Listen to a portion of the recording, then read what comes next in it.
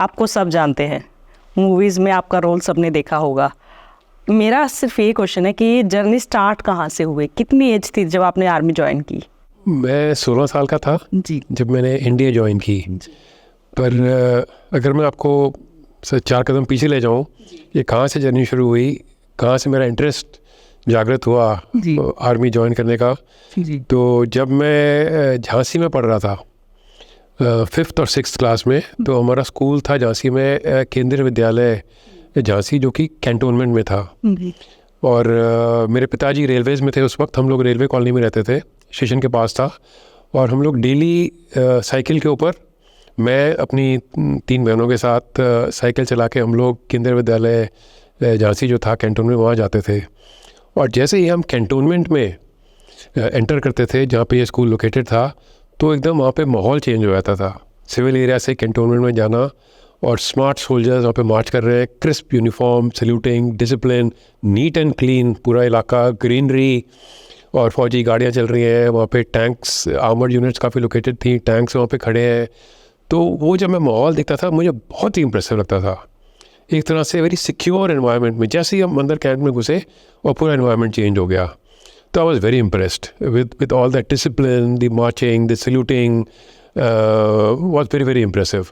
तो वो मेरे दिमाग में एक बार हमेशा बैक ऑफ द माइंड मेरे रहता था। लेकिन जो मुश्किल आते थी फ़ौज में नौकरी करने की, या फ़ौज में भर्ती होने के बाद, वो मेरे उस वक्त समझ में नहीं आई थी। जो अच्छी अच्छी चीज़ें थी केवल वही मैंने देखी थी। और इसी दौरान जब हम झांसी में ही थे, मैं स्कूल में था 7th क्लास में, और 71 वॉर शुरू हुआ। तो उस वक्त ये जो आर्मर्ड यूनिट्स थी, जो टैंक्स थे, वहाँ से मोबिलाइज़ किए। और रात का समय मुझे अभी तक याद है, हमारा घर था मैकनील रोड उसको बोलते थे उस वक्त, रेलवे स्टेशन के पास। वहाँ से ये सारे टैंक एक एक करके रात के समय on the own tracks, normally हम टैंक ट्रांसपोर्टर के ऊपर लोड करके ले जाते हैं, पर ये ओन ट्रैक्स के ऊपर स्टेशन पर जा रहे थे गाड़ियों में लोड होकर ऑपरेशनल एरिया में जाने के लिए। और मैं वहाँ पर अपने घर से बाहर निकल कर हर टैंक के साथ दौड़ता हुआ जाता था रात को, और स्टेशन पर छोड़ के वापस आना, फिर अगले टैंक के साथ जाना। मेरे लिए तो मतलब मुझे ये नहीं पता कि देश जो है वो इज़ गोइंग टू वॉर, पर मेरे लिए एक एक्साइटमेंट था वो। और वो अगेन जब मैं बाद में एनडीए मैंने ज्वाइन किया, तो ये बैक ऑफ द माइंड था मेरे। और जो एक्साइटमेंट था, डिसिप्लिन था, ये सब इसकी वजह से मैंने at some stage I think I wanted to join the army. क्या एज थी जब आप आर्मी ज्वाइन की? तो मैंने जब एनडीए ज्वाइन की, मैंने 11वीं पास की, और मैं 16 साल का था।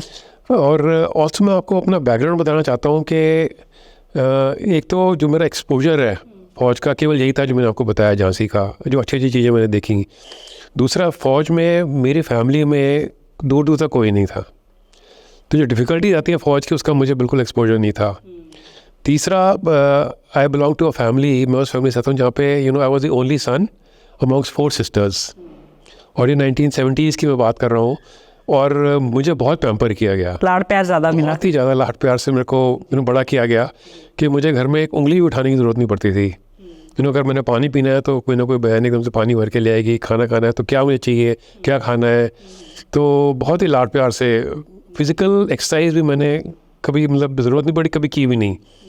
तो ऐसे माहौल थे। जब मैं निकला और मैं जाके एनडीए पहुंचा, तो शुरू में तो मुझे बहुत मुश्किलातें आई, तो क्योंकि एनडीए में जो है डे 1 से बहुत ही सख्त ट्रेनिंग शुरू हो जाती है। और एक्चुअली एक और फैक्टर जो मेरे साथ प्ले अप हुआ, इन जो मैंने 2 फैक्टर बताए इनके अलावा, कि जिस बैरक में मुझे एनडीए में रखा गया गोरपुरी में, तो उसमें हम 6 थे। मैं अकेला था केंद्रीय विद्यालय से आया हुआ, जिसमें कोई हॉस्टल लाइफ कुछ नहीं देखी थी। और बाकी जो 5 थे वो सब एक मेयो कॉलेज का था, एक डून स्कूल का था, बाकी सैनिक स्कूल के थे। तो उनको मिलिट्री लाइफ, हॉस्टल लाइफ की अच्छी तरह से काफ़ी एक्सपीरियंस था। और मेरे लिए सुबह सुबह 5 बजे उठना, जाके नहाना धोना, ब्रश करना, शेव करना, और फॉलन के लिए आना, और फिर फिज़िकल एक्सरसाइज, पीटी ड्रिल करना, it became very very difficult for me. और विद इन 1 वीक, एक हफ्ते के अंदर मुझे लगा कि मैं इस टफ लाइफ को झेल नहीं पाऊँगा। तो one of the weaker moments I wrote to my father, कि मेरे बड़ा मुश्किल हो रहा है मुझे, आप आइए मुझे ले जाइए वापस। पर उस 70s की बात है, कोई मोबाइल नहीं थे, हमारे घर में लैंडलाइन भी नहीं था। तो तकरीबन 1 हफ़्ता लगा कि चिट्ठी मेरे घर पहुंची। घर में काफ़ी डिस्कशन हुआ होगा, क्योंकि मेरी माता जी तो पहले ही नहीं चाहती थी कि मैं जाऊँ इंडिया ज्वाइन करूँ या फ़ौज में जाऊँ। फिर मेरे फादर आए, ट्रेन पकड़ के आए, तो तब तक 2 हफ़्ते निकल गए थे। तो इन 2 हफ़्तों में एक तो मैंने ट्रेनिंग वहाँ पे की, दोस्त बना लिए, I got used to the kind of life. और दूसरा मेरे दिमाग में ये भी चलता था बहुत ज़्यादा बैक ऑफ माइंड कि जब मैं इंडिया के लिए सिलेक्ट हुआ, सब ने आके मुझे मुबारकबाद दी, स्कूल में पार्टीज़ हुई, स्कूल के मैगज़ीन में मेरा फ़ोटो आया, मेरा नाम आया कि कितनी गर्व की बात है कि योगेश जोशी एनडीए में हमारे स्कूल का बच्चा सिलेक्ट हो गया है। And all my friends, my family, रिश्तेदार, एवरी शुड फील प्राइड।